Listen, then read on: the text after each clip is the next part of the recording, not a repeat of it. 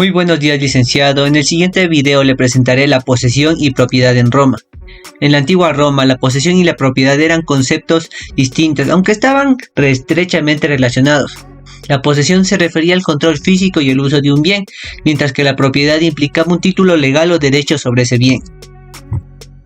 En el antiguo sistema legal romano, la posesión era un concepto importante y se le otorgaba cierta protección legal. La posesión, conocida como possessio en latín, se refería al control físico y el uso efectivo de un bien, ya sea una propiedad inmueble o un objeto móvil. La posesión en Roma se basaba en el principio de ius possidendum, que establecía que aquel que tuviera el control y el uso de un bien debía ser protegido contra la interferencia ilegítima de terceros. La posesión podía adquirirse de diferentes maneras, como la ocupación, la entrega voluntaria por parte del propietario o mediante un contrato válido como una compra-venta. En el sistema legal romano se reconocía distintos tipos de posesión. Una era la forma de posesión protegida por los interdictos, que eran acciones legales que permitían a una persona mantener o recuperar la posesión de un bien frente a terceros. Estos interdictos eran dictados por un pretor, un magistrado romano encargado de la administración de justicia. Además existía la possessio bona fide y la possessio mala fide. La possessio bona fide se refería a la posesión en buena fe, es decir, cuando el poseedor creía de manera razonable que tenía el derecho legítimo sobre el bien, aunque en realidad no lo tuviera. Por otra parte, la possessio mala fide era aquella en la que el poseedor sabía que no tenía derecho sobre el bien, pero lo poseía de todos modos. La posesión en Roma también estaba sujeta a ciertos plazos y reglas de prescripción. Por ejemplo, si un individuo poseía un bien de manera continua e ininterrumpida durante un periodo de tiempo determinado, podía adquirir la propiedad de la usucapia, que era una forma de prescripción adquisitiva. En el derecho romano, la propiedad se conocía como dominium y era considerado como el derecho máximo y exclusivo sobre un bien. El dominium confería al propietario una serie de derechos y poderes sobre el bien, incluyendo el uso, disfrute, disposición y reivindicación del mismo. Para adquirir la propiedad en el derecho romano se requería ciertos elementos y formas específicas de transferencia. Algunas de las formas de adquisición de las propiedades más comunes eran la ocupación. Consistía en la adquisición de propiedad sobre un bien que no tenía dueño previo. Un ejemplo sería la caza de animales salvajes o la recolección de frutas de un terreno no cultivado. Segundo, por la tradición. Era la transferencia de la propiedad mediante la entrega física del bien de parte del propietario al adquiriente. Esta forma de transferencia se utilizaba comúnmente en las compraventas y donaciones.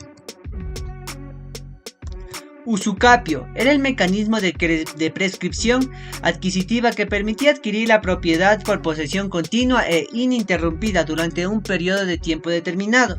El poseedor debía cumplir con ciertos requisitos legales, como poseedor el bien de buena fe y de manera pública. Y como cuarto punto tenemos la sucesión hereditaria. La propiedad también podía ser adquirida a través de una herencia, ya sea mediante un testamento o en caso de ausencia de testamento, siguiendo las reglas de sucesión establecidas por la ley.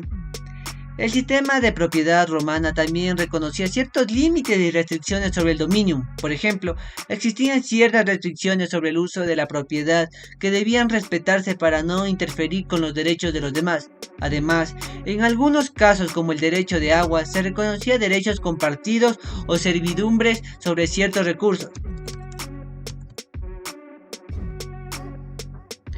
Pues bien, en Roma el sistema legal reconocía diferentes formas de posesión y propiedad. La posesión más común era la posesión civil, conocida como possessio. Esta forma de posesión se basaba en el ius civil, el derecho civil romano, y estaba respaldada por acciones legales para protegerla.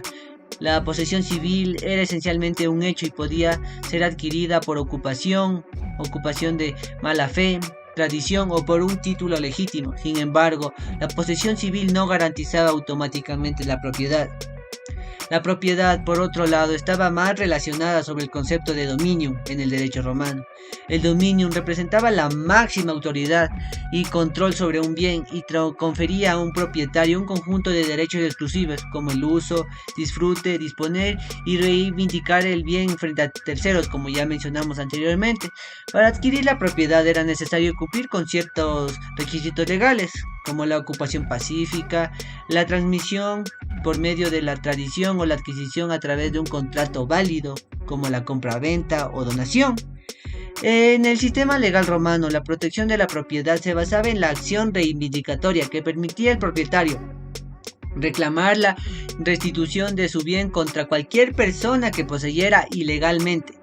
Esta acción estaba respaldada por el pretor, un magistrado romano.